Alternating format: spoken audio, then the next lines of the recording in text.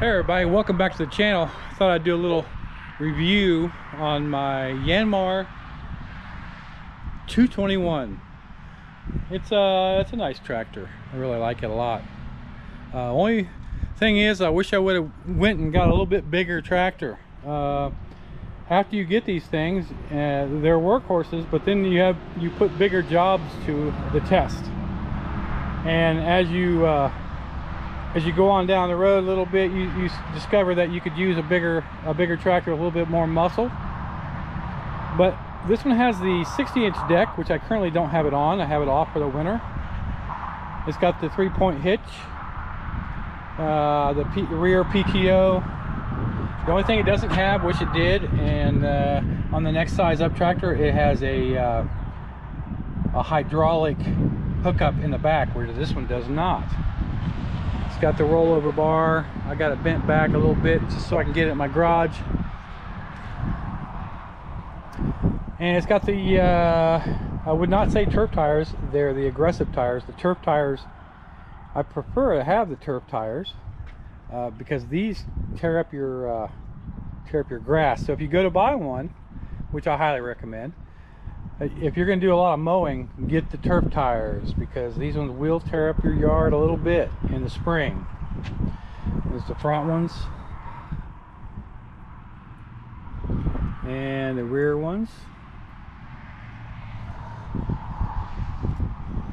Yeah, I definitely like this tractor a lot, and it's been a back saver. We just put some concrete in, and when we do, we put the concrete in a bucket. We put 6 bags up here, and then we lift it up over top of the mixer and just cut it and dump it right in. That way there's no lifting. It's 80-pound bags. If you're doing that all day long, they get heavy. Here, I'll show you the inside underneath the hood. Right here, down here is the latch. This might take 2 hands. I only got 1 hand here. I don't know if I can open this with 1 hand or not. There we go. And it's a little bit dusty under the hood for sure. It's got a radiator cover. When you're mowing grass, this is real helpful. It keeps all the grass from getting into your radiator. Just got done doing an oil change. Right here is the filter. And then there's your diesel filter. And this is, that might be an evaporator actually, and this is your filter. I'm not a diesel mechanic, I just own one. So that's the underside, and then your 4-wheel drive shaft. You add your oil there for your axles. These are nice because these attachments are real quick attachments. They come off by just simply pulling that out and pulling it out, and maybe I'll do a video on that. It's always nice to know. I got the rubber mats out right now. They're right here. Big thing about the older tractors is that holds water right there. So if you don't take those off and clean, water and mud, it starts to rust, especially in Ohio where I'm at. This tractor has about 75 hours on it. It's about a year old. I bought it the beginning of the year last year and mowed all year with it. And I've done a lot of leveling with it. Right now I've got the hitch on the back. I've got a lot of trailers, and it's real easy to move the trailers around with that. You just back underneath it and lift up on it and it goes.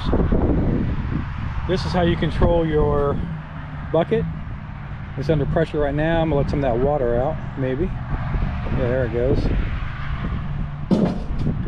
So you got your down, your up to do your bucket side to side on that.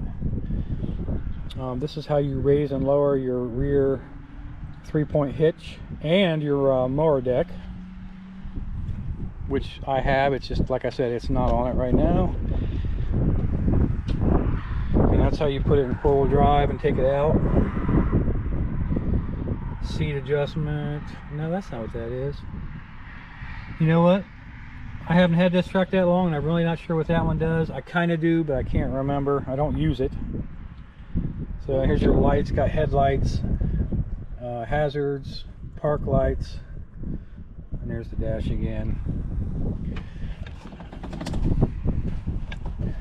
This is what I like right there. Good old Yanmar. Yanmar 221. Now on this side you've got your alternator, your starter, exhaust comes out and points forward.